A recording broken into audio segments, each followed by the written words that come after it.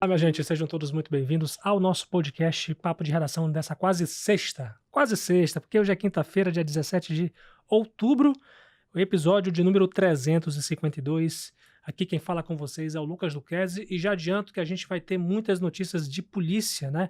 Temos novidades aí sobre a identidade daquele corpo que foi encontrado próximo à Feira do Produtor, que a gente falou muito desse caso ontem.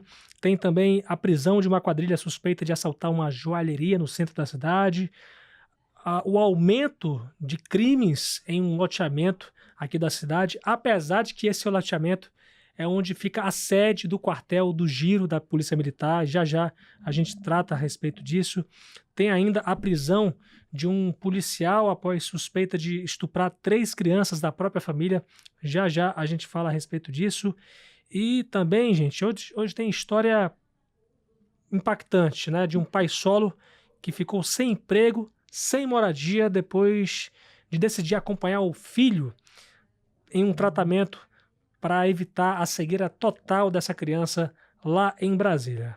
E ainda a decisão que obriga a prefeitura a ampliar vagas no ensino municipal daqui de Boa Vista. Tem a seção de comentários do canal da Folha no YouTube para você participar. Tem também o Zap da redação para você continuar enviando suas sugestões de matérias ou de entrevistas, reclamações, críticas. 999715300, 999715300. Agradecer demais, em nome de toda a redação, a grande audiência que a gente tem recebido nesses últimos dias e também as impressões. Quero anunciar aqui a Marília Mesquita, minha colega de redação. Seja muito bem-vinda, Marília, ao nosso podcast de hoje. Oi, Lucas. Oi para você que está acompanhando aí o nosso Papo de Redação aqui pela 100.3, pelo nosso canal no YouTube e também pela Rádio de Bonfim. Vamos aí ao que interessa. Quem é a pessoa desse corpo que foi encontrado enterrado ontem, próximo à Feira do Produtor?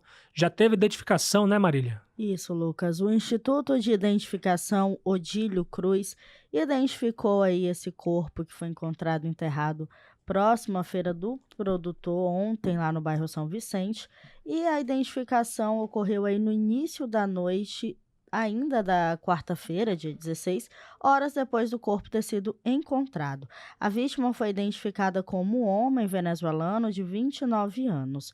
O local onde esse corpo foi encontrado, ele funciona como uma invasão de famílias venezuelanas.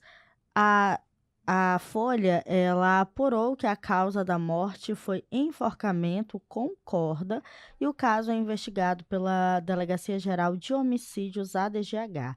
Então, para você que não está lembrando desse caso, foi o seguinte: foi um corpo que estava em avançado estado de decomposição e foi encontrado após uma denúncia anônima feita à Polícia Militar. E esse cadáver ele foi achado por um cão farejador do canil, que pertence aí ao BOPE, e no local foram encontrados uma pá e uma picareta, provavelmente utilizados para cavar a cova, que estava identificada com pedaços de madeira e outros materiais. Também estiveram no local aí dessa ocorrência o Corpo de Bombeiros e da Polícia Civil, e o Rabecão fez a remoção desse corpo até o IML. Muito bem, gente. Só para a gente enfatizar aqui, a identidade da vítima é Ángel Alexander Álvares Aguilera, de 29 anos, um jovem venezuelano, acabou sendo morto, né? Ele é o dono, né? Ele é a identidade desse corpo que foi achado perto da Feira do Produtor.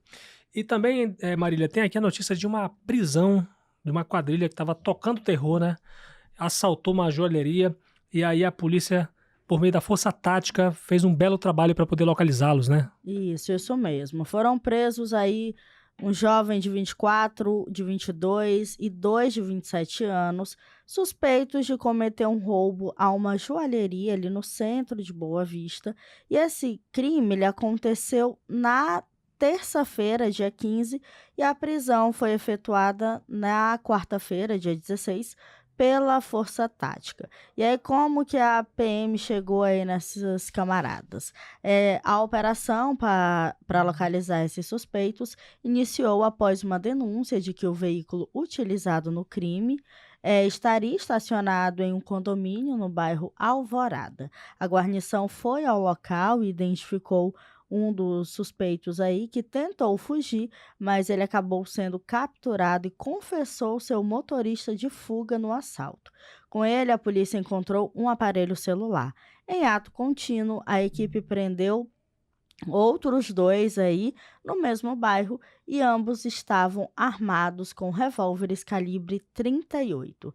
Em uma ação paralela no bairro João de Barro, outro suspeito foi preso, ele é primo de um dos envolvidos aí, e ele foi preso com outra arma de fogo. As vítimas do assalto reconheceram os suspeitos que foram presos e levados lá para a central de flagrantes para contar a história bem direitinho para o delegado. Muito bem, parabéns aí ao trabalho da polícia, né, da Força Tática, belíssimo trabalho para retirar suspeitos, né, de envolvimento com esses crimes, né, tocando terror aí na nossa cidade, infelizmente cada dia mais insegura. Por falar nessa questão, né, na verdade, olha só, a gente espera que os agentes da Força de Segurança eles sejam exemplares, né? Mas a gente também não pode passar pano quando a pessoa que é da Força de Segurança comete um crime. Por exemplo, a gente tem a notícia aqui da prisão de um policial que é suspeito de estuprar 3 crianças da própria família, né, Marília? Meu Deus do céu. Isso, Lucas. Esse é um policial de 45 anos que ele foi preso suspeito de estuprar 3 meninas da própria família e essa prisão ela aconteceu aqui em Boa Vista na manhã de hoje.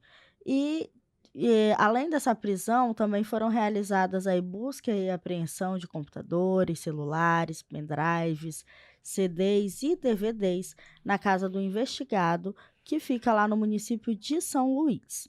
De acordo com as investigações da Promotoria de Justiça da Comarca de São Luís, o policial militar cometeu crime sexual contra 3 meninas do seu círculo familiar.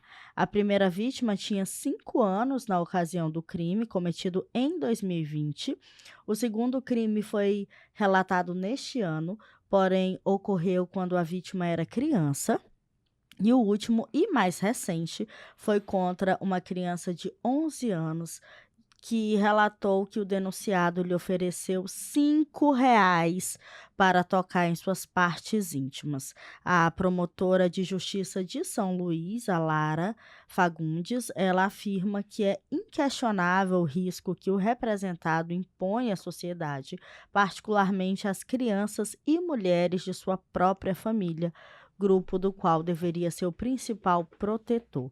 E aí ela abre uma aspas que ela diz o seguinte: a situação é ainda mais grave por se tratar de um policial militar Sim. que, além de não demonstrar controle sobre sua lascívia, se utiliza de sua função pública, arma de fogo e influência dentro da comunidade interiorana para ampliar o poder sobre aqueles ao seu redor. A prisão foi possível porque contamos com o apoio irrestrito da Polícia Civil de São João da Baliza e do Núcleo de Proteção à Criança e ao Adolescente, ressaltou aí a promotora de justiça. O policial militar ele foi denunciado por estupro vulnerável com causa de aumento da pena devido ao parentesco com as vítimas. Parabéns à promotora de justiça Lara von Held Fagundes, né? Faz um excelente trabalho lá no interior do estado, porque ela não se intimida, né, com esses pareceres, né, porque o Ministério Público ele tem a função de ser o fiscal da lei, né, e a gente tem que reconhecer o belo trabalho que a promotoria, né, sobretudo de mulheres que estão imbuídas dessa função de realmente fazer justiça na nossa sociedade, independente de quem seja, né? Independente de quem seja. E para fechar, Marília, a gente falou aí sobre insegurança na nossa cidade, logo no início da nossa edição, e é exatamente isso que os moradores do loteamento Caburaí, no bairro Murilo Teixeira, estão relatando, né? Relataram aqui para a gente de que apesar de que o quartel do Giro, né, da Polícia Militar tenha sido instalado lá, a sensação que fica ainda é de muita insegurança, né? A sensação que era para ficar era do contrário disso, era de segurança, mas não é isso que está acontecendo. É uma onda de roubos e furtos por lá, né, Marília? Isso é o que relatam aí os moradores do Caboraí, que eles têm se sentido mais inseguros por causa aí desses registros recentes de crimes como assaltos e furtos na região, principalmente no período da noite. E aí eles relatam o seguinte, né? Pediram a denúncia, ela foi feita de forma anônima e uma moradora ela relatou que os principais alvos de criminosos são casas situadas nas ruas SR 21, 22, 23, 24 e 25. E aí tem uma aspas aqui da moradora que ela falou o seguinte: achávamos que ao menos teríamos uma sensação de segurança. Entendemos que eles, os policiais, só atendem ocorrências mais graves, mas pedimos que as rondas sejam realizadas pela Polícia Militar para evitar esses crimes. E aí um outro morador que também pediu aí o anonimato, ele lembrou que teve a residência invadida por volta aí das 19h30 do dia 18 de setembro, enquanto ele e a esposa estavam fora. Foi ela que, ao chegar em casa, se deparou com a porta aberta e constatou que teve furtados aí televisão, caixa de som, roupas do filho, uma pedaleira de guitarra e R$ 150. E ele diz que foi um grande prejuízo. E aí tem vários outros relatos aqui, tem até a foto de um suspeito aí imobilizado pelos moradores com vários objetos aí, provavelmente frutos de furto. E aí tem a versão da Polícia Militar que nós procuramos a PM, que por meio de nota disse o seguinte: procurada, a PM informou que vai intensificar as ações de policiamento nas áreas mencionadas em horários estratégicos para inibir a prática de crimes na região por meio do 2º Batalhão da Corporação. E aí abre aspas aqui para o que a PM disse. A PM ressalta ainda a importância da colaboração da comunidade e moradores em denunciar qualquer atividade suspeita por meio do telefone de emergência, que é o 190, e reitera o compromisso em garantir a segurança de todos os cidadãos e o restabelecimento da ordem e tranquilidade. Foi o que respondeu a PM. Muito bem, e agradecer demais aí a PM pela resposta, né? E esperar com que realmente os moradores eles possam se sentir mais seguros com mais presença da PM. Não basta ser o quartel, mas sim a PM fazendo rondas, né, o tempo todo. Né? Tem algumas partes da cidade que são cada vez mais vulneráveis. Esperar com que... Até porque a PM ela tem um controle, né, Marília, de as áreas onde tem mais registros de ocorrências, né? E de vez em quando é bom a gente poder fiscalizar e cobrar também uma ação mais efetiva da Polícia Militar, onde realmente está precisando. E nesse caso, os moradores do Caboraí estão precisando e muito. Agradecer demais a sua participação aqui, Marília, e até uma próxima. Tchau, Lucas. Tchau para você que está acompanhando a gente. Até a próxima. Bem, gente, eu agora estou trazendo aqui no Papo de Redação a Aisha Baidoo, minha colega aqui da Folha, né? Porque hoje ela, na verdade, desde ontem ela tem me falado uma história que, na verdade, já começou a comover a redação, né, Aisha? Sim. Sobre a história de um pai solo que ontem ele estava no aeroporto de Brasília e aí procurou a gente para relatar que ele estava sem comer há várias horas, né, junto com o filho dele, porque ele estava lá em Brasília com a ajuda de custo do TFD, né, tratamento fora de domicílio, em que o filho dele foi para lá, isso durante 3 anos, para poder tratar a situação da visão dele, porque ele tinha perdido a visão de um olho e já estava perdendo a visão do outro olho. Então ele ficaria totalmente cego se ele não resolvesse a situação. Então ontem ele estava vindo para cá, para Boa Vista, procurou a Folha, chorando inclusive, né? E a gente, evidentemente, a porta está sempre aberta para a gente ouvir as histórias. E hoje nós fomos lá pessoalmente, né? Ver onde é que ele estava. E você foi a responsável por fazer essa reportagem. Queria saber que informações que você conseguiu apurar, como é que é a história dele, desse rapaz. Fala pra gente, enfim, o nome dele, enfim, o que você conseguiu apurar. O Alexandre Borges, ele é o pai do Alexandro, que foi o menino que foi pra Brasília pelo TFD. E ele é pai solo, a mãe das crianças. Ele tem 2 filhos, né? O Alexandro e a irmã mais velha dele, que tem 14 anos. E a mãe deles abandonou eles quando eles eram crianças ainda. Isso é relato dele, né? Segundo relatos dele, óbvio. E ele falou que, tipo assim, quando ele saiu daqui de Boa Vista pra ir pra Brasília, na verdade, um pouco antes disso, ele perdeu o emprego dele. Sim. Porque a criança acordou mais cedo do que os pais, tinha 9 anos, foi tentar abrir o portão, não conseguiu. Então ele foi cutucar com a faca, e na hora que o portão abriu, a faca entrou dentro do olho dele. Nossa, e a própria criança tava com essa faca? Sim, era a criança que tava com a faca. Oh, gente. E ele precisou acompanhar os filhos nessas consultas. Aí ele perdeu o emprego, porque ele faltava mais do que... Sim. Enfim. Oh, gente. Aí ele precisou deixar a filha dele aqui com a irmã dele, foi pra Brasília, passou 3 anos lá. Ele falou que nesses 3 anos teve atraso do benefício que eles estavam recebendo lá, né? E aí ele precisou vender todos os móveis que ele tinha aqui pra poder ir conseguindo se manter lá. E aí ontem ele entrou em contato, ele já tinha entrado em contato com a gente antes pra denunciar o atraso no TFD, inclusive a gente já fez matéria, a gente procurou o lado da prefeitura, e, enfim. Aí ontem ele entrou em contato com a gente porque ele tava no aeroporto desde 2 horas da tarde. Isso era que horas, mais ou menos? Isso já era 7h30, mais ou menos. No nosso horário aqui. No nosso horário. E ele falou que ele tava sem comer já há várias horas, antes mesmo de ir pro aeroporto. Ele chegou lá 2 horas, mas antes disso ele já tava sem comer. Sim. E ele não tinha nada, não tinha nem dinheiro pra comprar água. Aí a gente ajudou, enfim. E aí hoje de manhã ele ia dormir no aeroporto, mas eu acho que ele conseguiu um dinheiro pra pegar um Uber e ir até a casa da irmã dele.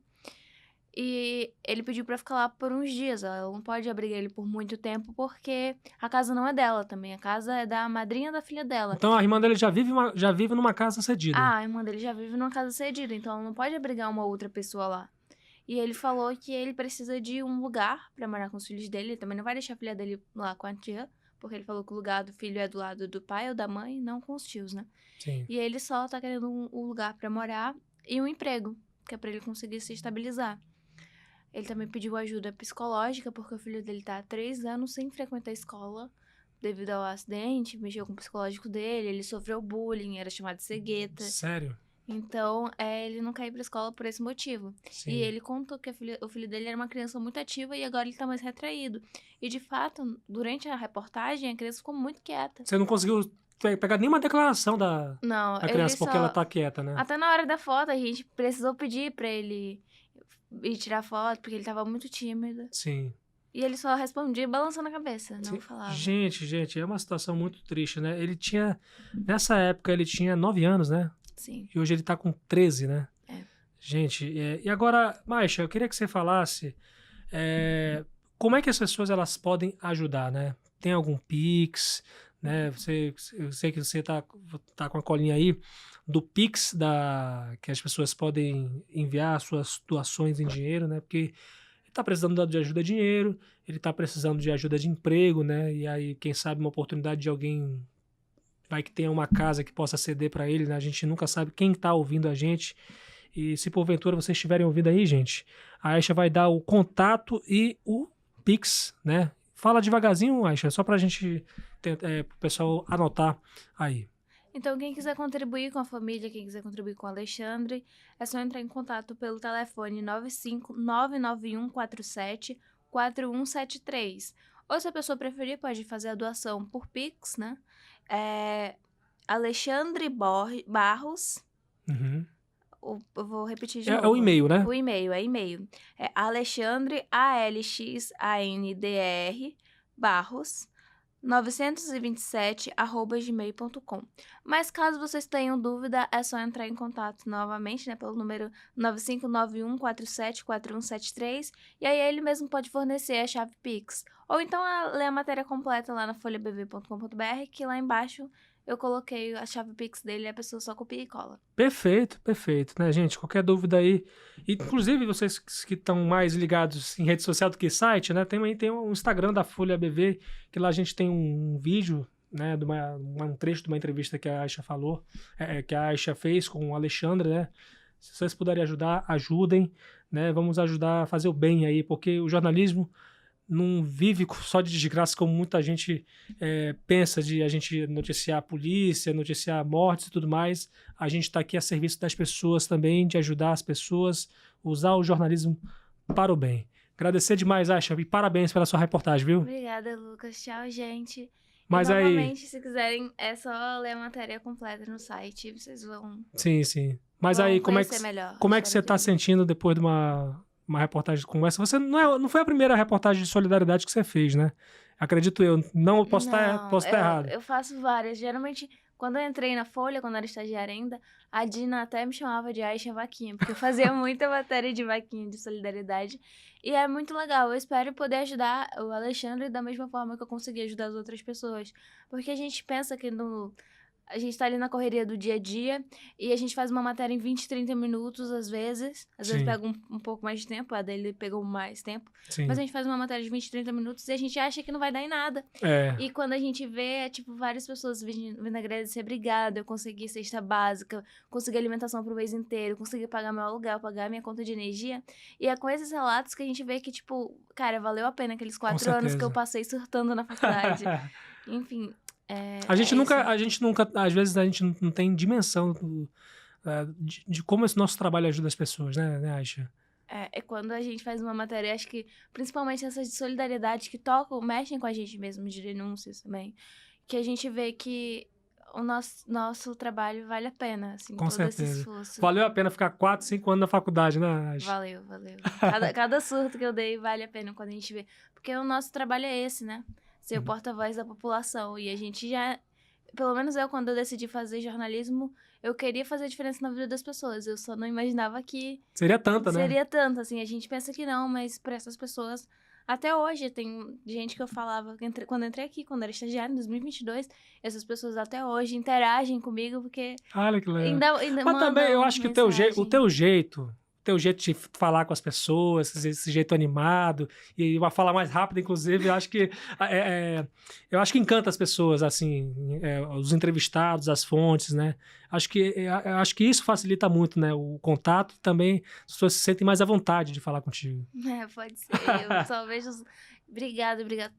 Às vezes, mano, assim, passou um ano, a pessoa ainda tá lá agradecendo. Eu, não precisa. É realmente meu trabalho. Sim. Eu faço isso porque... Foi pra isso que eu me formei. Muito bem. Aisha, muito obrigado pela participação. Parabéns pela reportagem mais uma vez. Até uma próxima. Obrigada, Lucas. Tchau, gente. Muito bem, minha gente. Vamos agora falar de uma decisão judicial que está obrigando a Prefeitura de Boa Vista a ampliar vagas no ensino municipal daqui da cidade de Boa Vista. Quero agradecer a Adriele Lima por estar aqui comigo. Seja muito bem-vinda, Adriele. Queria que você falasse um pouco sobre isso. Oi, Lucas. Oi a todo mundo que acompanha o Papo de Redação dessa quinta-feira. Então, o juiz Marcelo Lima de Oliveira, da 2ª Vara de Infância e Juventude, determinou que a Prefeitura de Boa Vista apresente aí em até 60 dias, ou seja, uns 2 meses, um plano de ação provisório para ampliar as vagas em creches, casa-mãe e escolas municipais. Essa decisão judicial é resultado de uma ação civil pública da Defensoria Pública de Roraima e, em caso de descumprimento, o magistrado determinou uma multa diária de R$ 500 com limite de 30 dias a ser paga inicialmente pelo município. Na petição, a Justiça, a Defensoria, ela disse ter enviado ao município cerca de 225 ofícios para pedir matrícula de crianças em creches, casa-mãe e escolas municipais, e em alguns casos até a transferências para escolas mais próximas de suas casas. E aí, em fevereiro desse ano, o Grupo de Atuação Especial da própria Defensoria abriu um procedimento preparatório para apurar a falta de vagas nas unidades de ensino. Ao ser acionada, a Secretaria Municipal de Educação e Cultura informou que, até aquele momento, 71 crianças de 2 a 3 anos continuavam na lista de espera e outras 6 crianças de 6 a 11 anos aguardavam transferência para as escolas mais próximas de sua casa. Essa resposta é em relação aos ofícios, aos né? ofícios. As centenas de ofícios que a Defensoria fez para a Prefeitura. Essa primeira resposta, né? Falando sobre as transferências. E aí a Defensoria também afirmou que, ao longo desse processo, apresentou provas de que houve o ajuizamento de 80 ações desde o início do ano, sendo que apenas 4 ainda estavam em tramitação até esse período aí agora atual. O magistrado considerou alarmante o número de casos em que que chegaram ao judiciário diante da falta de vagas em creches e casas-mães. E aí, ao decidir temporariamente pelo caso, o juiz afirmou que está sendo sonegado o direito à educação posto que esperar o trânsito em julgado da demanda acarreta uma defasagem escolar. Seria basicamente como se a prefeitura estivesse impedindo o desenvolvimento escolar dessas crianças. E aí, nós procuramos a Secretaria de Educação justamente para saber se eles já foram notificados sobre essa decisão e quais as medidas serão tomadas. Em resposta, a SMEC afirmou que até o momento não foi notificada da decisão, mas que o município cumpriu antecipadamente uma meta estabelecida pelo governo federal para atender metade da demanda de vagas até 2025, atingindo um índice de 145%. Na nota, está bem explicadinho, falando que houve um número de ampliação de vagas para as creches saindo de 2.400 para 5.900 vagas, e esse crescimento só foi possível a partir da entrega de 12 creches nos últimos 4 anos, além da ampliação de unidades de ensino e assinatura de convênios com instituições privadas. Eles afirmaram ainda que tem 3 unidades de creche em construção que ofertarão aí mais 960 vagas. E reforçou ainda que o município já cumpriu justamente essa meta estabelecida pelo governo federal para aumentar em 50% a demanda de vagas até 2025. Gente, os órgãos públicos, de modo geral, eles estão sobrecarregados, né? Já estavam sobrecarregados, acho que antes mesmo da pandemia, antes mesmo da migração venezuelana, e aí quando veio a migração, aí o povo realmente começou a tentar resolver uma situação que ficou sem controle, né? Sim. Agora, gente, enquanto a gente não tiver controle dessa migração venezuelana, essa situação vai piorar cada vez mais, até porque tanto prefeitura como governo, né, em suas áreas de atuação já falaram que boa parte dos atendimentos de saúde, da educação, são atendimentos a pessoas venezuelanas. A gente, evidentemente, não vai evitar de atender essas pessoas porque elas procuram melhores oportunidades. O que não pode é o governo federal, por exemplo, que deveria dar uma atenção maior a essa questão, porque o Estado, o município, não tem como lidar sozinho com uma situação como essa, né, Adriele? Exatamente. Mas, uma situação, um problema de país isso aqui, Sim, cara. Exatamente. Tanto é que teve uma fala, né, do Lula recentemente em Manaus, que ele afirmou que ia tratar sobre essa questão e até agora, novamente, a gente não vê muita coisa ser feita. A gente sempre fala, a gente sempre toca nesse assunto, inclusive já foi tocado várias vezes no Congresso, na Câmara dos Deputados, a gente toca aqui na Assembleia Legislativa também, mas nunca é levado para frente, a gente nunca vê uma ação concreta, né, para ajudar aí a prefeitura e as prefeituras, né, porque não é só Boa Vista que é afetada pela migração, e o Estado também sobre essa situação. E aí o que a gente vê é exatamente isso, superlotação no hospital, superlotação nas escolas, nas creches. Essa é a situação. Gente, é complicado. Olha, a gente lembra aqui de uma ação de um presidente, desde o início da crise, Michel Temer. Não estou falando, puxando sardinha para ninguém, que eu só estou citando realmente, né? Michel Temer fez a Operação Acolhida, que eu acho, sinceramente, gente, o que seria do estado de Roraima sem a Operação Acolhida? O pessoal reclama da Operação Acolhida, mas o que seria o caos social que estaria a cidade? Se não houvesse essa Operação Acolhida, realmente, Roraima teria... Não teria aguentado. Agora, por exemplo, essa questão da migração, e a gente está vendo cada dia mais gente nas ruas. A impressão de que eu tenho aqui em Boa Vista, tem muito mais de 470 mil pessoas, como o IBGE estima aí. Gente, você vê isso no trânsito também, porque os venezuelanos já estão tendo seus transportes próprios, né? Então, os venezuelanos estão crescendo, né? Os migrantes estão crescendo aqui, ganhando oportunidades no nosso meio, né? Agora, a gente não consegue suportar tanta mazela, né? Que eles não têm culpa, né? As pessoas, tem essas pessoas boas, né? Mas tem aquelas pessoas ruins que estão trazendo o caos para cá, para a violência, né?